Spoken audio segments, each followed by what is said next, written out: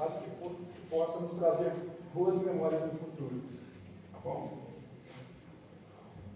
Hoje a gente vai ter uma palestra linda com o Kleber, né? Kleber. Tá? Você pergunta do Kleber, por favor.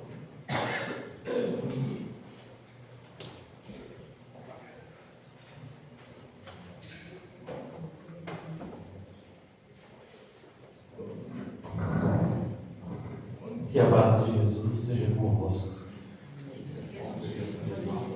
Minhas irmãs, todos bem?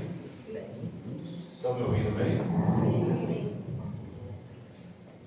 Que hoje seja um dia repleto de luz, de paz, de amor em nossas vidas, em nossos corações. Porque, como o nosso amado diz, a equipe espiritual, ela se dedica a cada um de nós para preparar este ambiente, cujo amor aqui é imensurável. Nós não temos sequer uma mínima noção do tanto de amor que é derramado sobre nós nesse instante. Eles vão até os nossos lares, nos incentivar a vir em busca do aprendizado, deixar esta manhãzinha de domingo fria, da quintura dos nossos cobertorzinhos, para vir aquecer a nossa alma, aquecer o nosso coração com os ensinamentos do nosso Mestre Jesus, com a luz e a consolação da nossa doutrina espírita amada.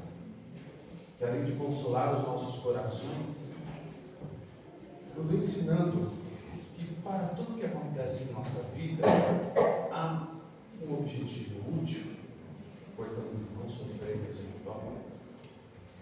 Sofremos para aprender, para nos aperfeiçoarmos, para abandonarmos as nossas más tendências, as nossas imperfeições e a alçarmos o rumo ao qual todos nós, filhos de Deus, estamos destinados, que é a nossa perfeição, em busca da felicidade que todos nós queremos, mas que muitas vezes depositamos equivocadamente somente nas coisas materiais, que são importantes sim, para o nosso crescimento, porque as nossas necessidades materiais, elas nos proporcionam o desenvolvimento da nossa inteligência, que é necessária para o aperfeiçoamento do espírito, mas não somente elas.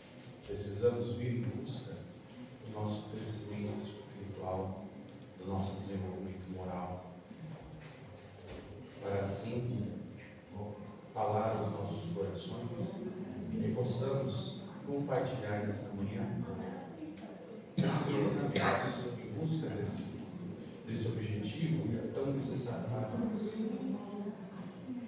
Então, nesse sentimento de amor e gratidão, eu convido a todos a elevar o pensamento ao nosso Criador e ao nosso Mestre Jesus, em gratidão pela oportunidade de estarmos aqui reunidos nesta casa de bênçãos, nesta congregação de almas que buscam a luz do nosso Mestre Jesus, e que possamos ter hoje, envolvidos nessa energia, nesse amor, tudo aquilo que precisamos, não só o que buscamos, porque muitas vezes buscamos coisas que não nos são necessárias, e a doutrina espírita nos esclarece isso muito bem, mas recebemos aquilo que nós precisamos para chegar a este objetivo que todos nós estamos destinados.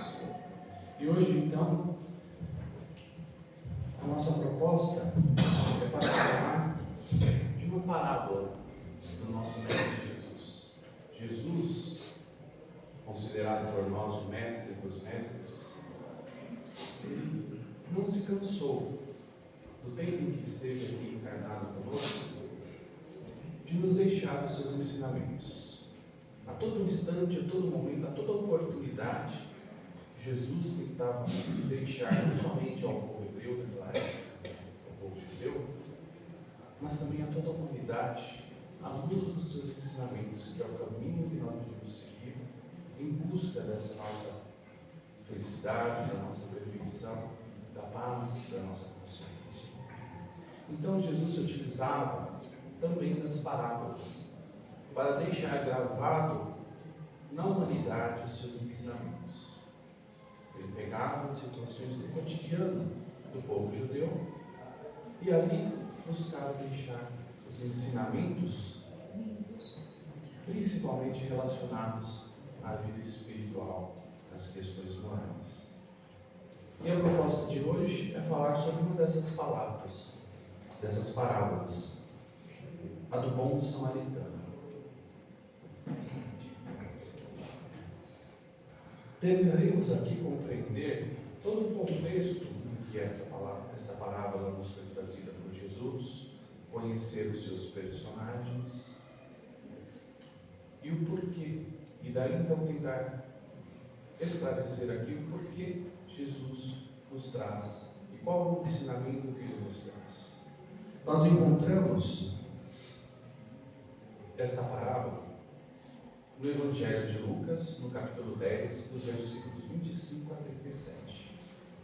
E no Evangelho segundo o Espiritismo, ela está exatamente no item 2 do capítulo 15, cujo título é Fora da caridade não há salvação. E Kardec, o codificador da nossa doutrina, ele foi muito inteligente para explicar ao colocar, inserir essa parábola exatamente nesse título. Porque essa parábola, a do bom samaritano, ela vem nos trazer ao exercício, à prática e ao entendimento de duas virtudes essenciais para o nosso crescimento, para o nosso aperfeiçoamento espiritual. Ela vem nos falar da caridade e da humildade.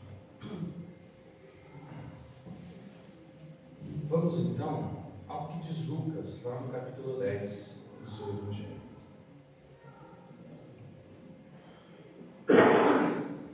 Versículo 25. E eis que um legista se levantou e disse para experimentá-lo: Mestre, que farei para herdar a vida eterna? Ele disse: Que está escrito na lei? Como lês? Ele então respondeu: Amarás o Senhor teu Deus de todo o teu coração, de toda a tua alma, com toda a tua força e de todo o teu entendimento, e o teu próximo como a ti mesmo. Jesus disse: Respondeste bem. Faze isso e viverás. Ele, porém, querendo se justificar, disse a Jesus: E quem é meu próximo? Jesus retomou: Um homem descia de Jerusalém de Jericó e caiu no meio de assaltantes que, após havê-lo despojado e espancado, foram-se, deixando-o semi-morto. Casualmente, descia por esse caminho um sacerdote. Viu-o e passou adiante. Igualmente, um levita, atravessando esse lugar, viu-o e prosseguiu. Certo samaritano em viagem, porém, chegou junto dele, viu-o e moveu-se de compaixão.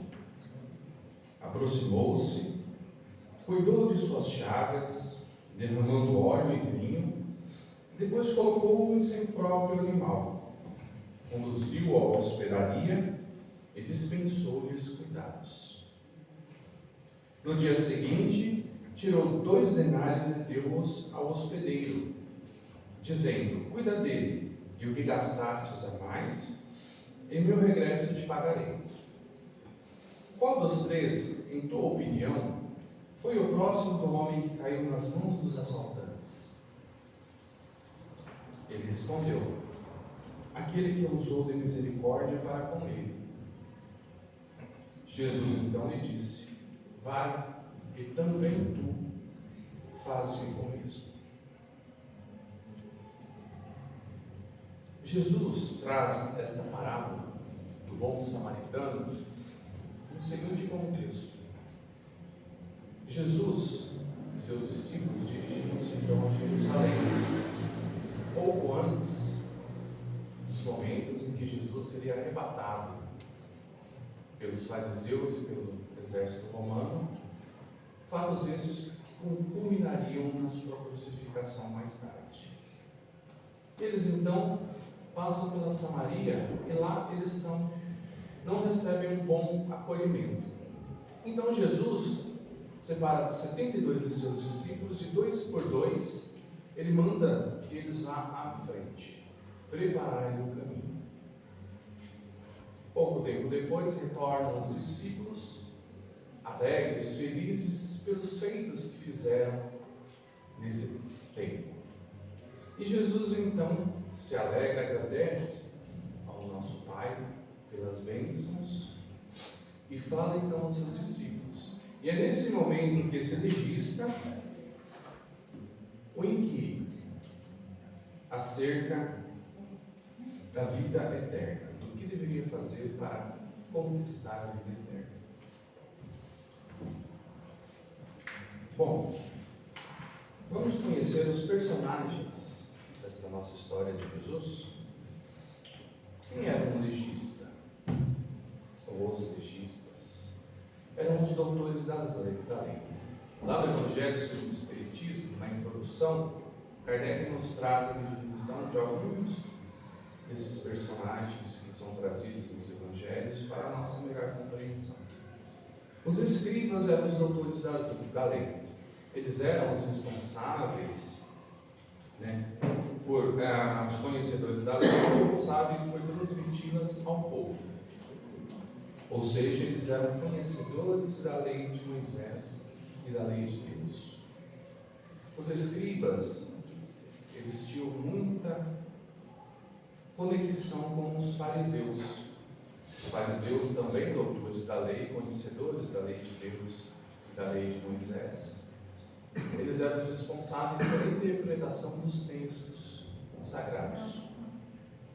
E tanto os fariseus quanto os nossos escribas, eles eram pessoas avessas à mudança. E exatamente por isso eles temiam a revolução que os ensinamentos do nosso Mestre Jesus estavam trazendo. E a todo momento eles perguntavam, faziam perguntas ao Jesus, mas não com o fim óbvio de se esclarecer, de aprender, mas com o objetivo de testar o Mestre, de fazê-lo se contradizer com a lei mosaica e assim desacreditá-lo perante o povo judeu. Mas Jesus, na sua grandiosidade, compreendendo as intenções desses nossos irmãos, aproveita a oportunidade que Ele lhes dá e traz ensinamentos para nós, para o povo judeu da época, como eu disse, mas também para toda a humanidade. Seguimos então para o homem, aquele que foi pego pelos ladrões, despojado de seus bens, espancado e ali deixado semi-morto. Quem é este homem? Jesus? Nada se refere a ele. Não diz da sua nacionalidade, se era judeu, se era da Samária, se era gentil. Gentil eram todos os povos que não eram judeus. Jesus não diz se ele era branco, negro, pardo. Não diz da sua crença, da sua religião, se era judeu, se acreditava em diversos deuses, como na época. Jesus o coloca pura e simplesmente como um homem que precisava de ajuda. Seguimos então para o sacerdote e o levita. Quem era o sacerdote? O sacerdote também eram indivíduos escolhidos para serem mediadores entre Deus e o povo, conhecedores da lei mosaica, conhecedores da lei de Deus. O levita era assim chamado porque tinha sua origem no povo de Levi, mas também era um conhecedor das leis e, teoricamente, deveria ser praticante delas.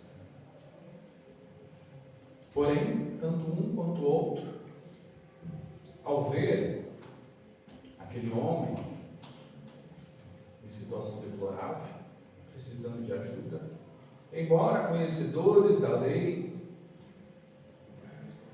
embora conhecedores de que deveriam amar ao teu Senhor acima de todas as coisas e ao próximo como a ti mesmo, passam de largo, o ignoram e não o assistem nas suas necessidades.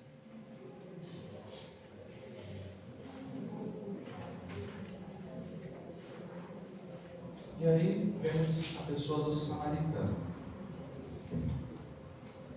Samaritano é todo aquele de origem da Samaria. Quando houve o cisma das 10 tribos, a separação das 10 tribos, os samaritanos, eles se separaram e se tornaram um povo independente e divergiam em questões religiosas do povo judeu. E por isso, tanto que eles, para não irem rezar em Jerusalém, eles criaram o próprio templo onde eles adorariam ao Criador, a Deus. E exatamente por isso o povo judeu considerava os samaritanos um povo herege. Eles os ignoravam, os desprezavam, os anamnetizavam. Porém, mesmo considerados um povo herege pelo povo judeu, é ele, o samaritano, que é tocado de compaixão e assiste, acolhe aquele irmão que necessita, que está passando por momentos difíceis na sua vida. É ele que usa e pratica e exercita a caridade. Ele não tem nenhuma preocupação de quem é aquele irmão, muito menos se ele ganhará alguma coisa com aquele ato, com aquela caridade, muito menos se ganhará gratidão. Ele pratica a caridade, ele auxilia aquele irmão única e exclusivamente com o fim de ajudá-lo. E é exatamente este ensinamento que o samaritano, ou o bom samaritano, vem nos trazer, que é o exercício da caridade e a importância de praticá-la em nossa vida.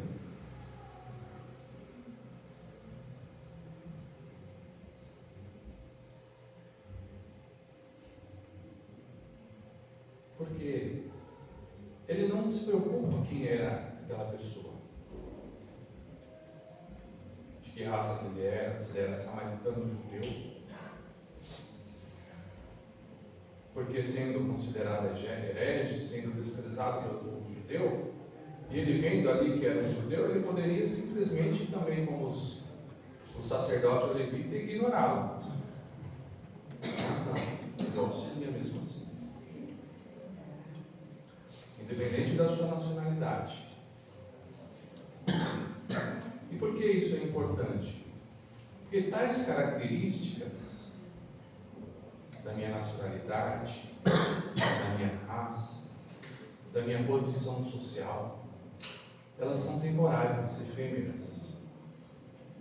Porque, como sabemos, e a doutrina espírita vem nos revelar, nós já fomos tudo isso.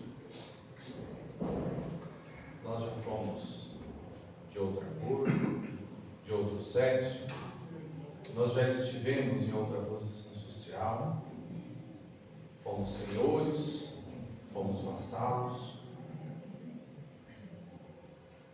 e ninguém de nós ainda sabe o que seremos no futuro. Em outras encarnações, ninguém que posição eu estarei?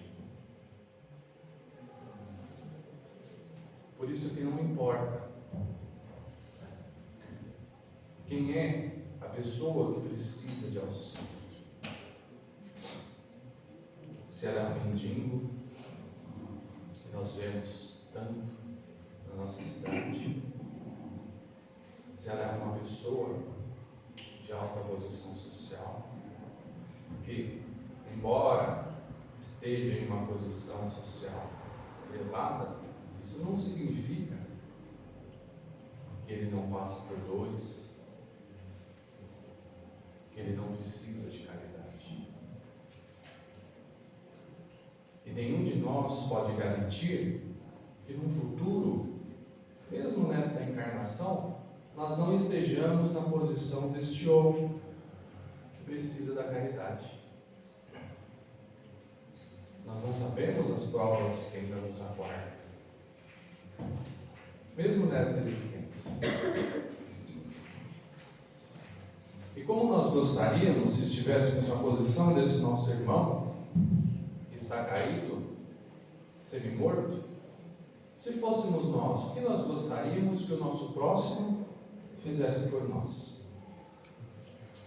Nós gostaríamos que eles agissem como o sacerdote levita e nos ignorassem? Ou nós gostaríamos que eles agissem como o bom samaritano, nos acolhessem, nos amparassem, nos confortassem?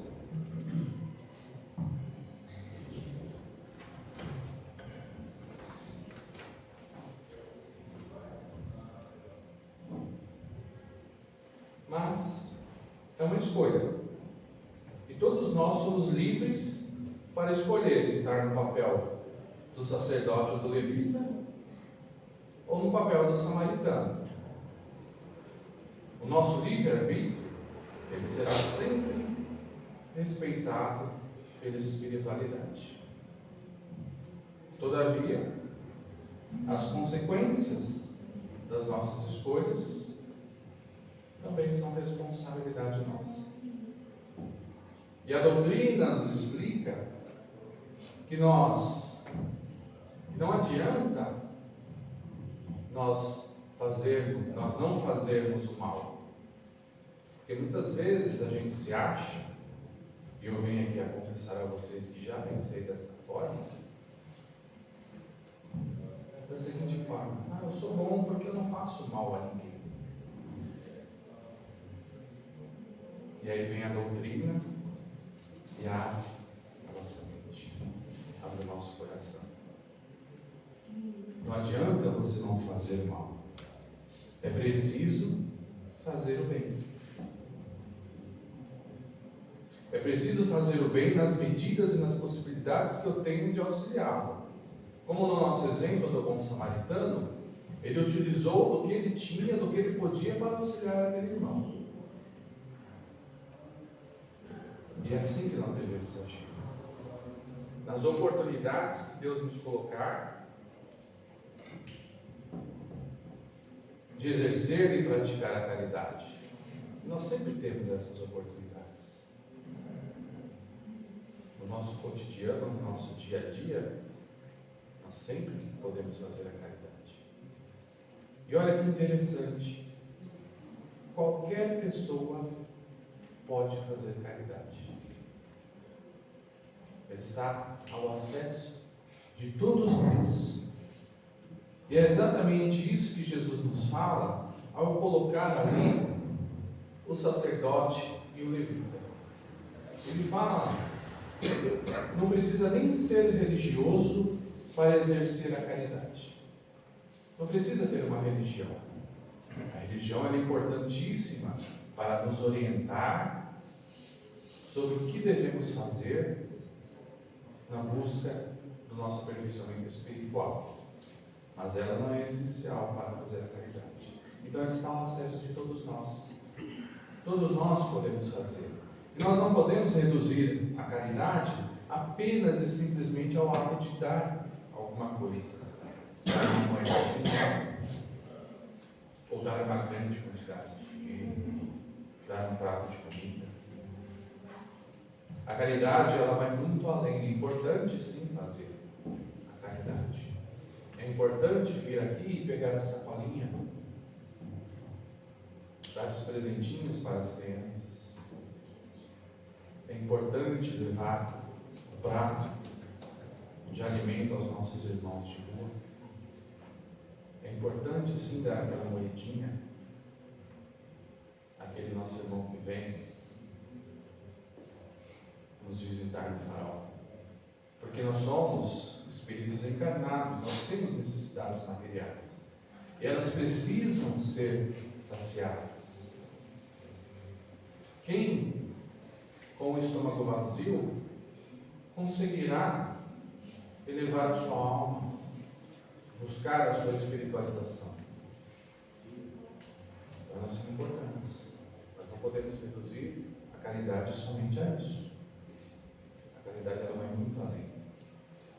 A caridade é a benevolência, fazer o bem ao próximo, é ser indulgente com os erros alheios, é acalentar os corações que estão passando por dificuldades, por provas, que muitas vezes nós não sabemos quais são.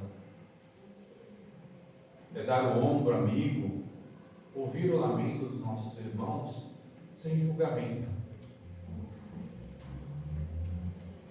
E muito menos sem querer dar uma solução. Porque muitas vezes nós nos colocamos como ouvintes desses nossos irmãos e queremos milagrosamente trazer-lhes a resposta. Mas às vezes eles não estão buscando resposta. Às vezes eles estão buscando apenas desabafar. Desafogar o seu coração das mágoas e das dores que estão sentindo.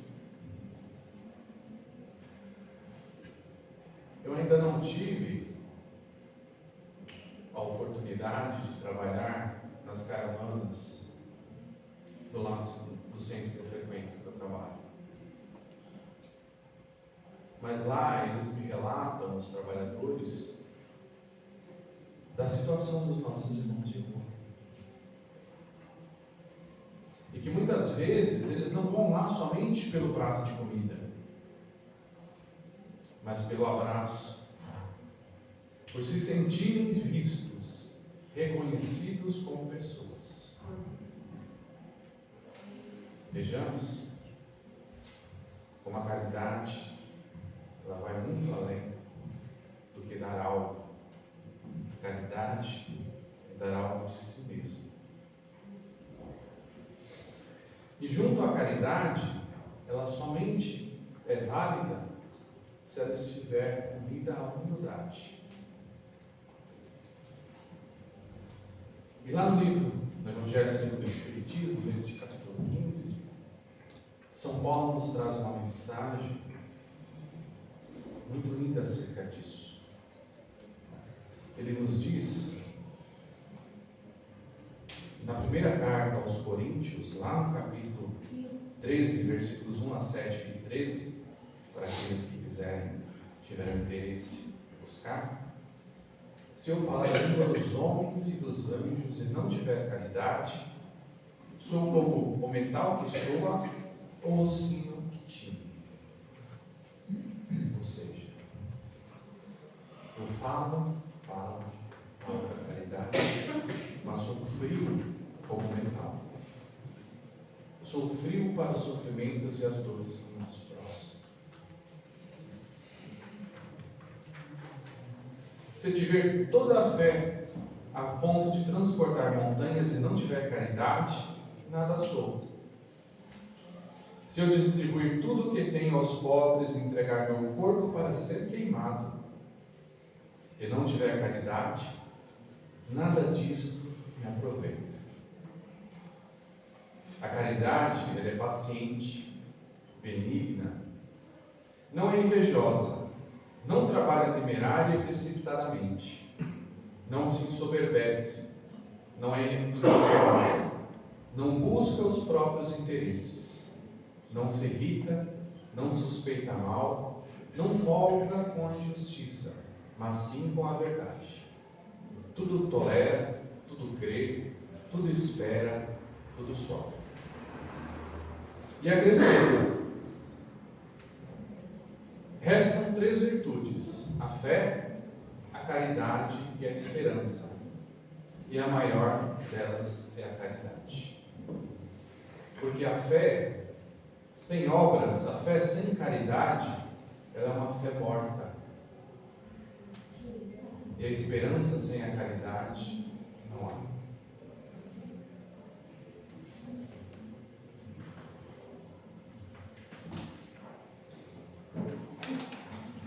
Se ainda tivermos alguma dúvida acerca da essência da caridade, podemos nos valer dos ensinamentos do nosso mestre. Kardec também teve essa dúvida e questionou a espiritualidade lá no Livro dos Espíritos, na questão 886.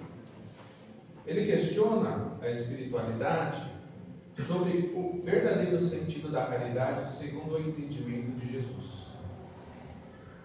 E eles respondem: benevolência para com todos, indulgência para as imperfeições alheias e perdão das ofensas. Tudo o que precisamos fazer para exercitar a caridade. E se não conseguirmos exercitá-la na sua sublimidade, que nos esforcemos dia a dia para praticá-la o máximo que nós pudermos. E por fim, quem é o próximo? Na lição do bom samaritano, o próximo então é aquele que está, naquele momento, necessitado da minha ajuda. E muitas vezes nós somos caridosos com pessoas estranhas. Muitas vezes nós temos esse impulso.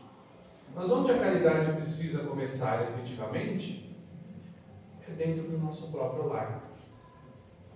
Será que nós estamos sendo caridosos com aquele nosso irmão e irmã que Deus amorosamente colocou no nosso seio familiar, com os quais nós temos créditos ou débitos a quitar?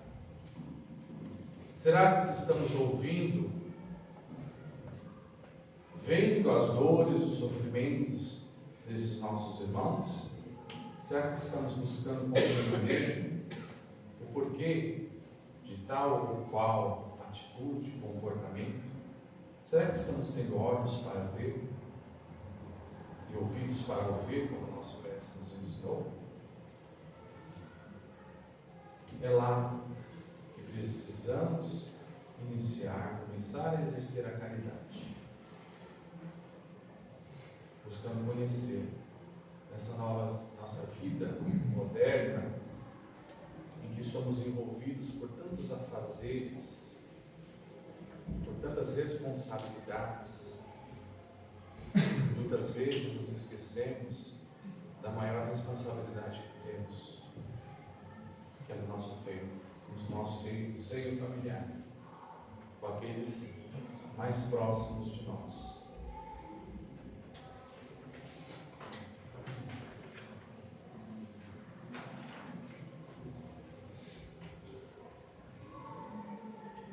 É exatamente isso que Emmanuel nos ensina lá no item 40 do livro da Esperança, que foi psicografado por Chico Xavier, cujo título é Na Intimidade Doméstica. Ele nos traz essa reflexão, que muitas vezes somos sim caridosos com pessoas estranhas, com aqueles que encontramos, às vezes pela primeira vez, mas muitas vezes nos esquecemos de ser caridosos no nosso lar, no nosso local de trabalho, com aquele nosso chefe, que muitas vezes achamos homem chato, E nos esquecemos que muitas vezes eles são cobrados. para manter o seu emprego, eles são exigidos o bom exercício do seu trabalho. E muitas vezes, na qualidade de chefes, nós não exercemos a caridade para os nossos subordinados. E o nosso primeiro impulso é julgá-los. Precisamos exercer a caridade dia a dia, a todo momento. Não podemos esperar um grande momento para praticar a caridade, porque a nossa vida ela é feita mais de grandes momentos ou de pequenos momentos? E às vezes perdemos a oportunidade, às vezes deixamos escapar pelos nossos dedos a oportunidade de fazer a caridade, de nos melhorarmos, de nos aperfeiçoarmos, porque aquele que mais recebe quando fazemos a caridade não é aquele nosso irmão, não é o próximo, mas sim aquele que está fazendo.